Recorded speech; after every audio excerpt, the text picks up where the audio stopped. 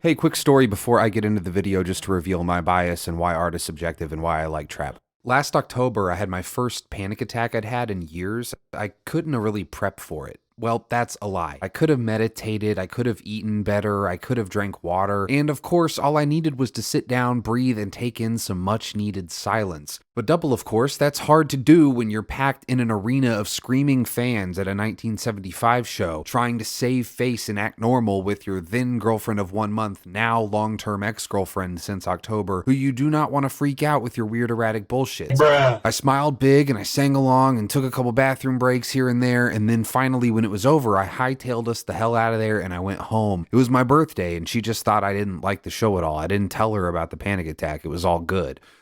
On a separate note, I just saw Trap, the newest self-funded passion project by the man, the mid, the legend, M. Night Shyamalan. I haven't seen Praying with Anger, but literally every single M. Night Shyamalan movie that has released, I have seen in theaters. The Happening was my most anticipated movie the year it came out, I have to confess that. I was like 14 or 15 going, oh my god, it's the first R-rated M. Night movie, holy crap, I bet there's gore and swears and cum everywhere. But no, it was like the mildest R rating of all time, and the movie was asinine front to back aside from select shots and scenes. In fact, that's kind of the case for all M. Night movies. No matter how good or bad they are, there are always one or two or many things I walk away with that keep popping up. Images from mediocre movies that I think about more than much better movies from possibly more talented filmmakers. But M, can I call you M, just keeps plugging away movie after movie. No matter what happens, no matter how much trolling or eye-rolling audiences throw his way, he just keeps doing his own thing, and you gotta respect it. Just to quickly cover how I felt about M, can I call you M, up until this point for the last couple movies. Split and Glass were incredibly fun and wild and silly as shit. Old was a blast and I loved it, mid-sized sedan and all. Knock at the Cabin was pretty good and again had things that stuck with me, but overall was one of the more underwhelming things he's made in the last decade or so. The one thing that every M. Night movie has that can never be debated, in my humble, pathetic opinion, is a good-ass premise. M is a premise guy. He makes movies that, twist or not, if you were to describe them to somebody on a plane, they would have no choice but to be compelled by it. When I say somebody, I mean me. And when I say plane, I mean the movie theater where I first saw the trailer for Trap. Soaked in mystery and strobe lights and black and red and Josh fucking Hartnett, baby. Josh Hartnett in a lead role in an M. Night movie is just so fucking dope to me. I don't care what anybody else thinks. Love seeing him pop in things like Oppenheimer, and if you haven't seen it, everybody should go watch 30 Days of Night. I think it's his best movie. But Trap is a close second now that I've seen it. The premise, serial killer takes daughter to basically an Ariana Grande concert, which is, in a meta way, M. Night Shyamalan's daughter, actually, which is interesting. Turns out the concert is a secret plan to catch the Butcher, aka Josh Hartnett. Sidebar, Josh Hartnett is what I named my horse in Red Dead 2 like 3 years ago, by the way, so I'm really about that Hartnett life. I'm hardwired for Hartnett. Anyway, again, oh shit, genius premise. Where M. Night often slips is the execution of said premise. How does a feature-length film carry that premise from start to finish? And this is the negative side for things in Trap. Here's the thing, it's really simple to explain what didn't work for me, and that's the pacing. The movie begins with Hartnett and his daughter on the way to a big arena where his daughter's pop idol is playing. Then we enter the concert, and as I got comfy and reclined in my seat, the movie stayed in that arena. I was on board.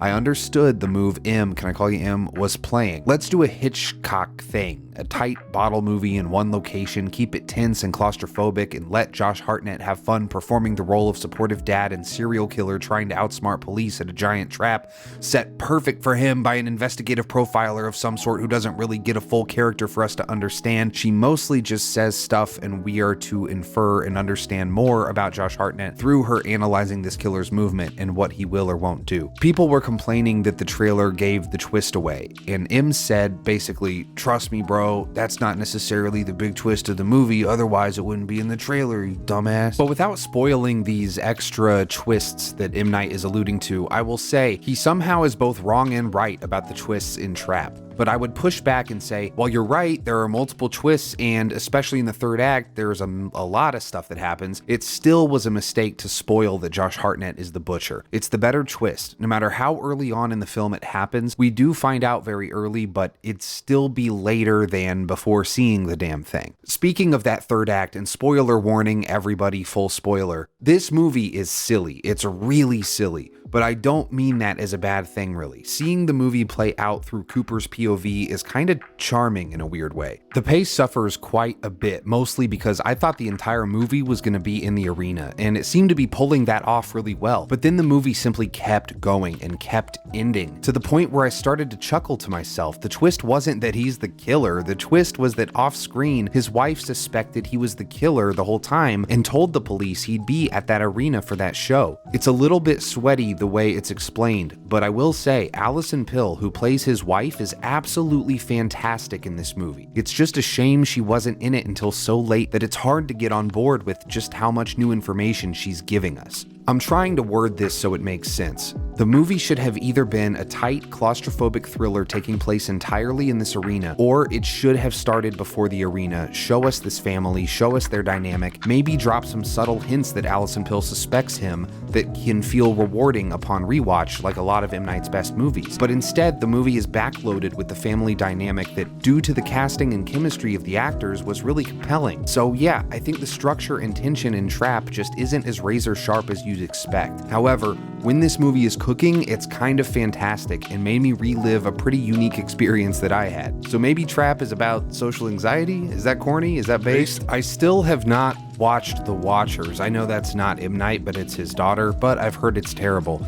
Trap is far from terrible, and one of these days, M. Night will finally reach the greatness that he's been so close to grasping for over a decade now. Ever since his resurgence, he's come so close to greatness with every new movie. He makes good flicks, and with great things in them. Masterful things sometimes. The shot near the end of this movie with Cooper across the room from the kettle as it's heating up, chef's kiss, mwah, inspired. Josh Hartnett gives a great performance, as does Allison Pill. The dialogue was a little cringy sometimes, and the movie has some major boomer vibes.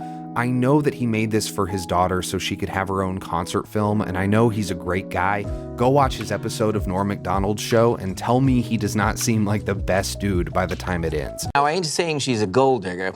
You're not saying she's a gold digger. But she does have several shovels, picks, and panning sluices strapped to her burrow. Oh, well. She may, in fact, be a gold digger. That's pretty good. That's pretty good. I can't wait to see what he does next, and I'll definitely let you guys know if he makes a movie as bad as The Happening. I am not coming into this with a stupid bias and I'm gonna say his movies are great. I just find his movies very interesting. By the way, I stopped having panic attacks because now I take a lot better care of myself. The closest I've come to having one since was probably during the best moments of Trap. And if that's not recommendation enough, I don't know what to tell you. See you guys. Ain't in my best yet, just let me work. Less than good, it's better than worse. Count my blessings, said it was